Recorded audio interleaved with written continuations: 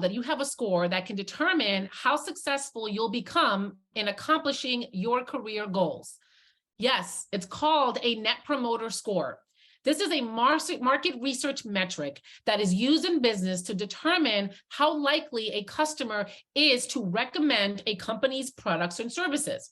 And the way that it works is the higher the score, the higher the likelihood that those products and services will be recommended and in turn be in high demand. So how do you have a score?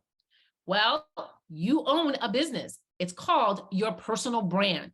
And it's very important because it's unique to you. And if you want to become successful at accomplishing your professional goals, you've got to become the CEO of that brand and help build, maintain, and develop it. You want that brand to have a high NPS score. Jeff Bezos, the founder of Amazon, has been famously quoted as saying that your personal brand is what people say when you are not in the room.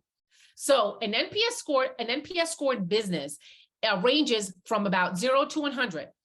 A great score is considered any score above 50. So big brands today like Amazon, Nike, and Apple all have scores in their 50s. But those scores can fluctuate just like yours can. And the way that it fluctuates is based on people's experiences with you, but also your performance. And so, do you know what your personal brand's NPS score is today? Well, if you don't, or are looking to improve it, I have a secret that I want to share with you that will help you maintain a high NPS score so that you can maximize the career opportunities that you come across. Statistics have shown that over 85% of career opportunities are awarded via networking. Those are a lot of opportunities. And I got a chance to learn very early on in my career how critical it is to network. I grew up in a bilingual, multicultural community outside of New Jersey with a large family. And I remember waking up many mornings to my grandmother making a warm cup of coffee for someone sitting at her kitchen table.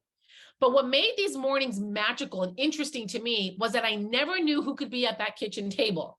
It could be the German soldier who happened to live with my family during my childhood. It could be one of my uncles, my aunts, a family friend, a neighbor, or my grandfather. I never knew who that could be. And those conversations were always lively, full of problem solving and storytelling. Well, I really believe that those experiences are what led me to really have a sense of curiosity, an insatiable curiosity and love for peoples and stories. That led me to want to pursue a career in broadcast journalism. And it's interesting because I was very specific, I think, based on those experiences that I wanted to uncover and share stories with the world. Well, I did some digging and a news producer is what came about. I researched it and I decided that's my dream job. I want to become a morning show producer in New York City. Years later, I studied broadcast journalism in a small school outside of New York City. During that time, I was told by some experts that it would take me about minimum 10 years to obtain that dream job. I'd have to go and work in different television markets all across the country before I would even be considered for a producer job in New York City. Well, luckily for me, I was curious, did some digging, did some research, and didn't take that as the final answer. I decided to strategize, and I began doing my research and networking and using all of my resources available to me. So at school, I networked with teachers. I networked with my fellow students, staff, anyone that had an in, whether it was information or someone who had worked in television or currently worked in television. I asked questions and I helped as much as possible. That led to me getting recommended for an internship at a local television station, which was amazing because I used that same strategy there, where I was as useful and as productive as I could be. I asked questions. I was interested. Well, a lot of that experience paid off where I was recommended from that internship to a job, an opening in New York City at a national morning show for a morning show producer. Well, luckily for me, after a few interviews and having relied on those solid connections that I built, I got the job. And so how did I get my dream job as my first job? Well, most people would say it was probably through networking. Well, I decided to do something which I call connecting. It's a little bit different in the sense that it's a very defined formula. and it consists of 3 distinct parts. I define connecting as an authentic attempt to learn or assist someone.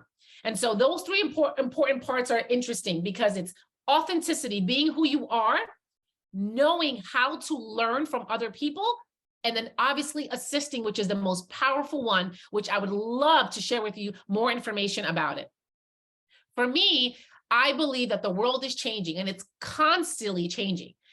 But the one thing that has not changed is the power that connections can have on your personal and professional life.